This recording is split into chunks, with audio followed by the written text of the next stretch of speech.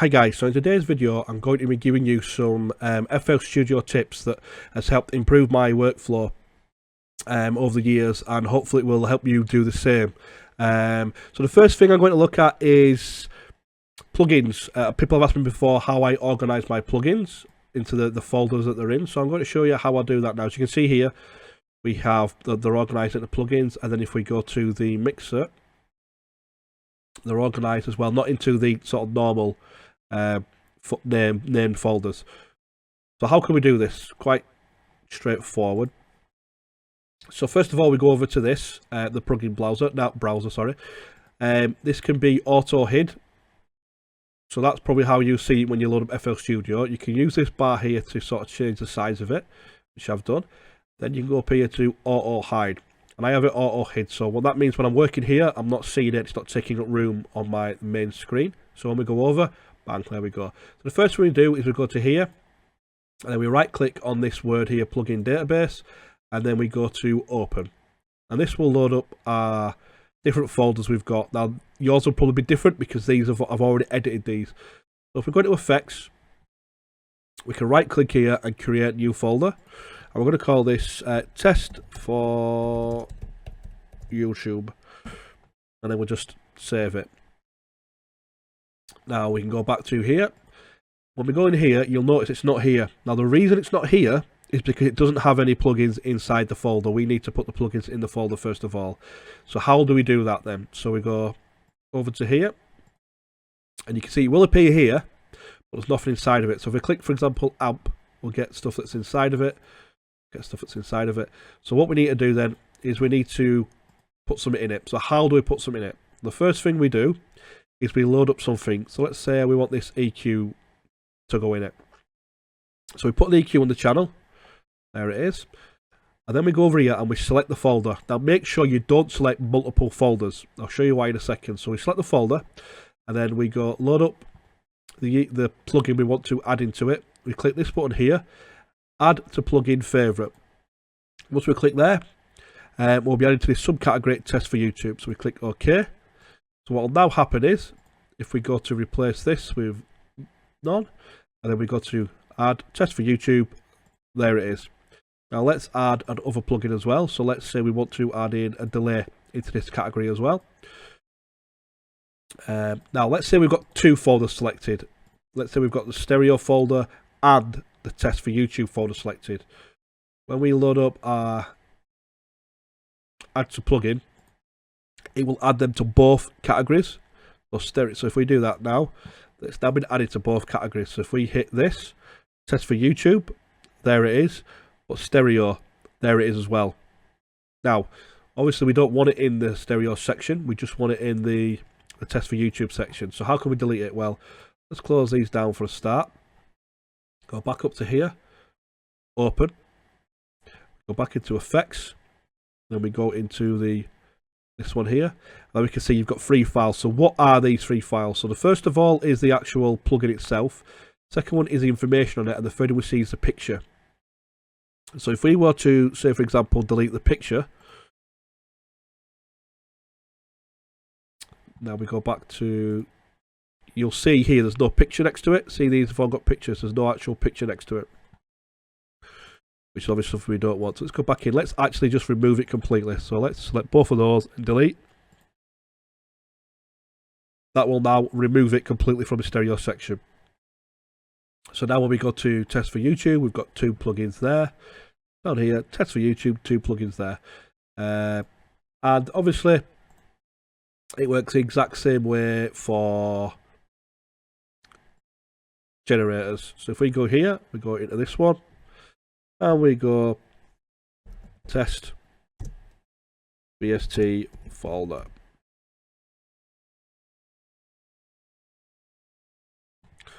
Okay, when we go to the top, there'll be nothing there because of the fact that there's no plugins in there yet. So let's add in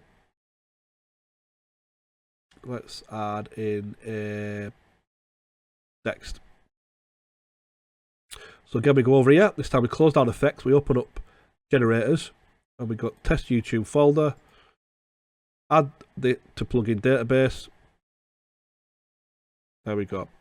So now when we go to the top, test YouTube folder, and there we have a Dext. Quite straightforward. And again, to delete it, we go in to here, go to effects, and we go to test for YouTube. Let's just delete that completely.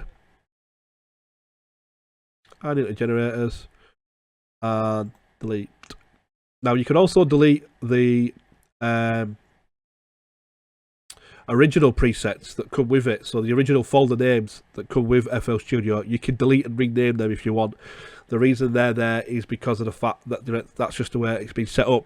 If you don't sort of flow that way, if you want to have your own sort of plugins, I'll show you what I've got here. So I've got audio and sampler. So what I've got in here is a sound font player, the sampler, and the audio clip. Then I've got guitars. I've got all the guitar plugins. I've got MIDI. It's got the MIDI. So the main synth main. These are the main synths that I'll use on a daily basis. And then I've got the FL Studio native synths. These are all that come with FL Studio. And then I have Synthwave synths. So these are synths that I wouldn't tend to use unless I'm maybe working on something for Synthwave. And then I have this bundle, and I put a Z next to it. The reason being is I don't want it in with the rest of them because I hardly ever use these. And they just drop, so the Z will drop it to the bottom, and then again free synths will drop it to the bottom as well. So I've got the free synths. And the way I've organised here is I've got amps, I've got limiter compressors limiter, I've got multiband compressors, I've got standard compressors, delay, distortion, EQ. I've got the Fab Filter bundle because that's something I use quite regularly, and then filters, and then FL Studio plugins that come with FL Studio that I would tend to use. Flanger and chorus, the mastering plugins, the miscellaneous. So what I've got in there is I've got an exciter, a couple of CLA plugins, glitch, and then Oxford limiters, then some reverb, then some stereo for stereo effects, and then visual, volume control.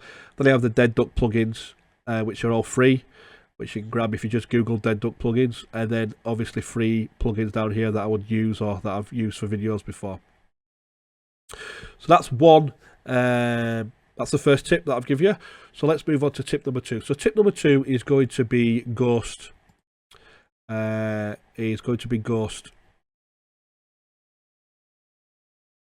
Notes. So I'll show you what they are now. So first of all, let's load up a couple of quick presets here. There we go. And let's replace. Let's get our bass going.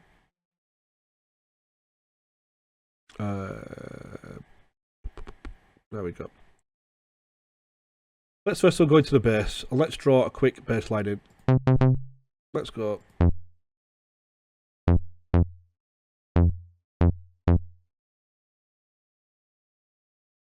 Now, I'll also show you these as well actually. So we've drawn the notes in. So if you hold Control A, that'll select all the notes.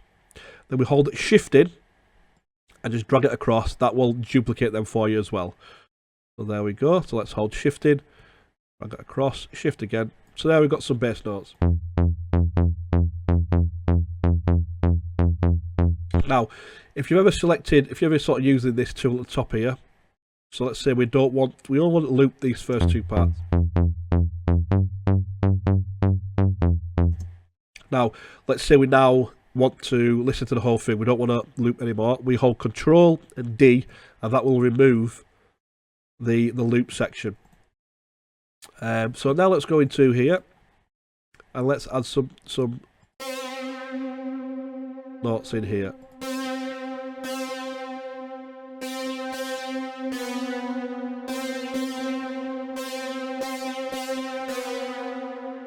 Let's obviously turn this volume down.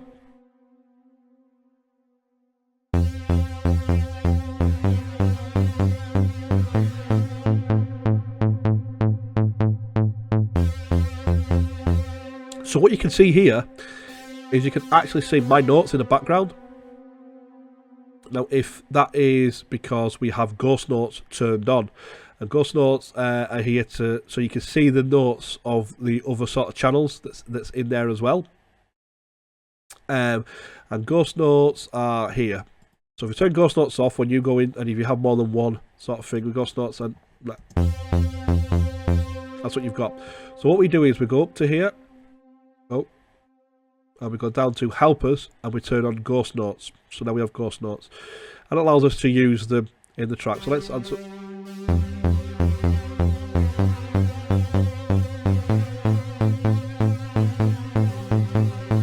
The good thing about ghost notes as well, what you can do is if, let's say, right, okay, we want to add an accent into the bass. So if we right click on one of the ghost notes, it will switch to the other channel. So we want to do that.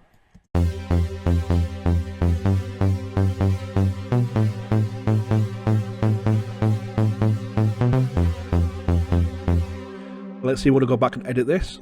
We can go back and edit this. So there's ghost notes. So what is ghost notes also useful for? So we can add a new pattern in. We go back to this and let's change it to a pad. Let's try a pad that we can actually hear, maybe.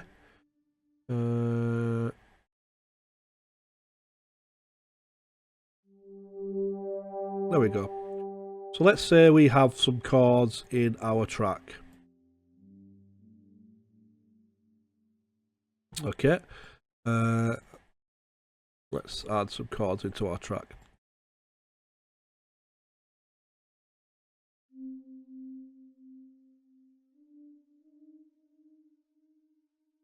There's some chords we've got in our track.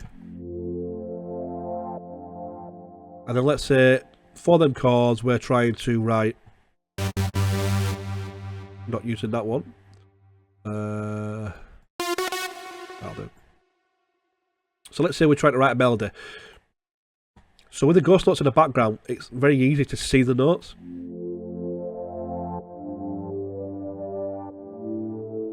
And it's very easy to sort of draw a quick sort of melody in.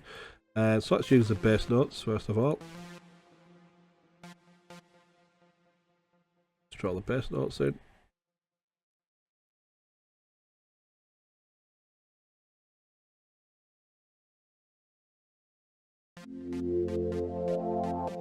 I'll just copy all these up and let's go.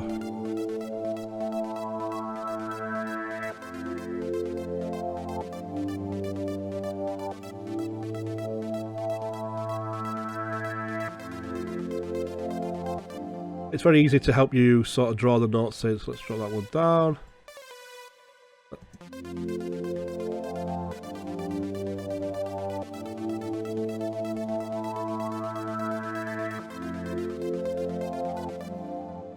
So that's tip number 2. Then ghost notes, very, very good at helping you when you're working on different, multiple sounds and riffs at once. The next thing I'm going to show you is going to be a tip to do with automation. So let's get this on the go here now. Let's turn this up. Let's mute that. Turn this up.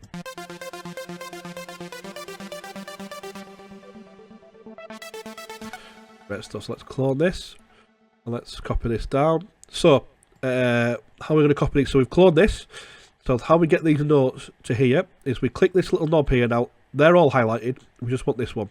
So just keep clicking it until you get just the one. Then Control C copies these notes. And we click this one here. And Control V will paste these notes in. So let's change the sound of this.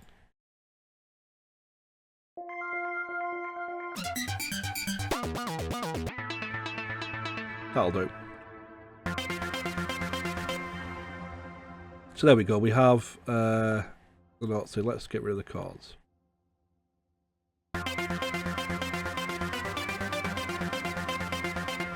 Okay, so we're going to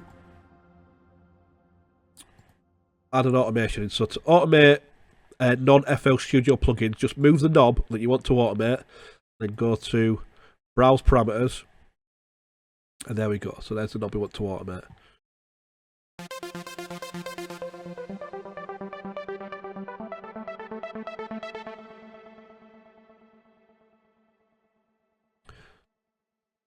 Okay, so let's add an automation here, and let's say we go for a little fancy sort of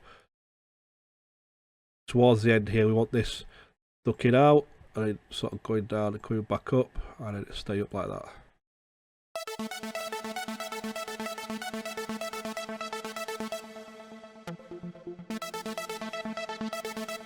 There we go, great stuff. So now we have that automation in. Now, we also want to automate this.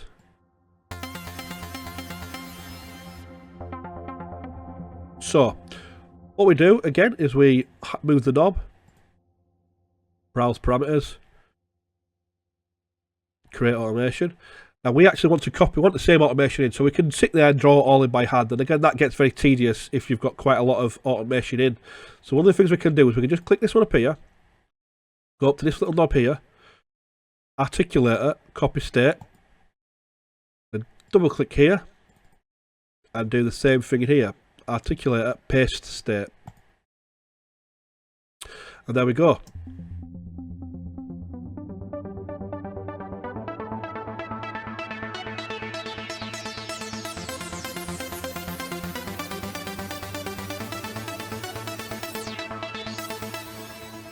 So there you go, that's how we can use the articulator there to copy states. It makes it very, very handy when we're going through the different things, different automation, so you're not having to draw the automation back in constantly. So if you've got 3 or 4 layers, that's one handy tip for you. So next thing we're going to look at is BPM. So we've got BPM at the top here. So let's say we want to automate this BPM. I'm going to show you a quick trick on how you can automate it. So let's say we want to go from 126 and we want to go down, but we want to go down to a specific BPM. It's quite difficult to sort of get the BPM right. So let's say we want to go from 26 down to 100. So first we've got to hold, sorry, not hold, not on this one. So this one here we've got to hold. So what that will do is that will hold this right across here. So if we change this, that will follow us as well. We're going to go down to 100.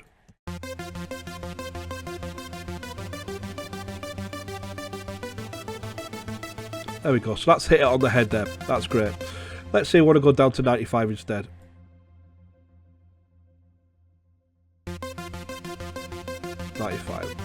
And here we are, the BPM up here. What you'll see is it's very difficult to go to 95. So one of the tricks that I'll show you now is we highlight a section over here, and then we will basically select the BPM that we want.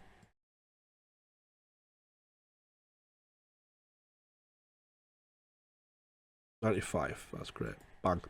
So here's your BPM to 126, and then here's the BPM, so 126.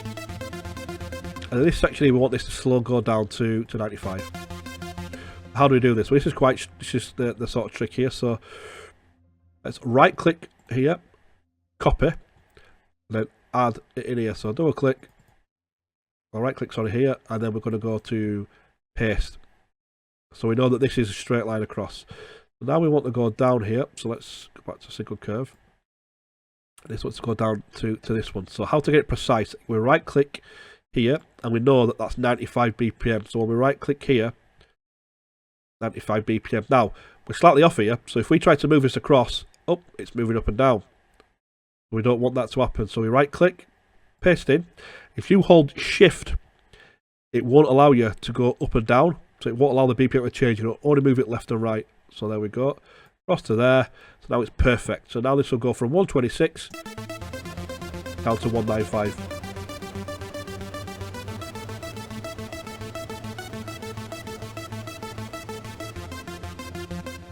Perfect. If we want to go back up again, we could just do the same thing. We could copy, holding shift, drag this across, and then just paste one in, paste, hold shift, drag it across.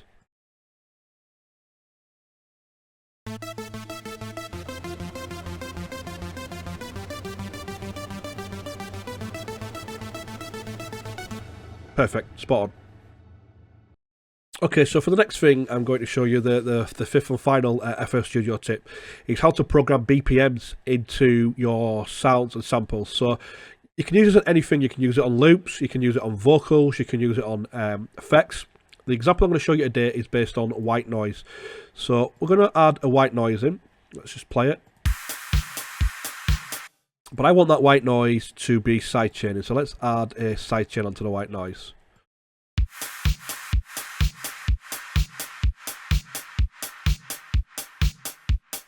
Great. Let's say I want to, you know what, I really like that. Let's mix that down. So we highlight just that section and then just highlight that channel so everything else is muted. Let's export that out and then bring it back in. Okay, so there it has, it's been exported out and now it's back in. Great.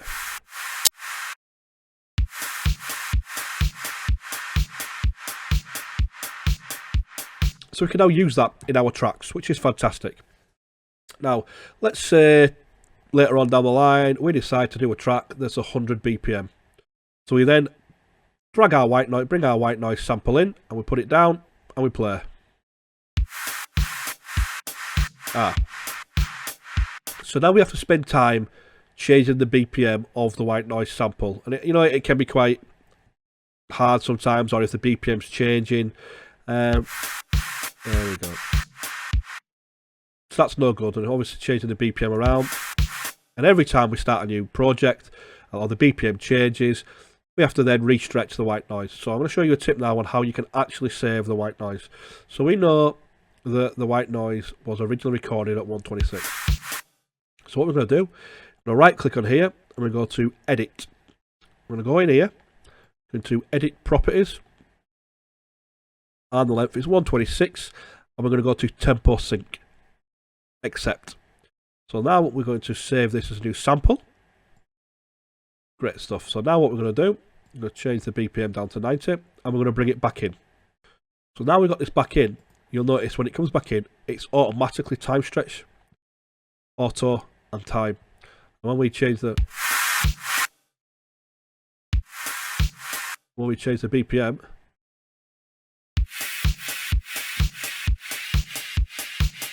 changes. So it's perfectly in time with our track.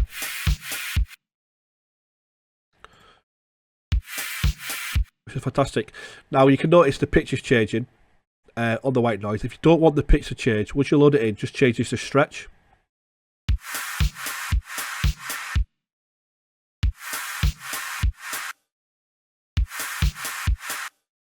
And it'll keep the white noise at the same pitch.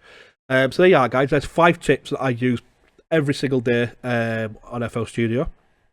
I hope you've got some use out of them. If you know of any tips that you find essential to your progression or your tracks when you're making FL Studio, leave them in the comment section below. And if I find them useful, I'll certainly do another video showing them tips. So if you've got any tips yourself that you find that are quite useful, like I said, leave them in the comment section below. But for that, guys, that's about it for this video. Thanks for watching.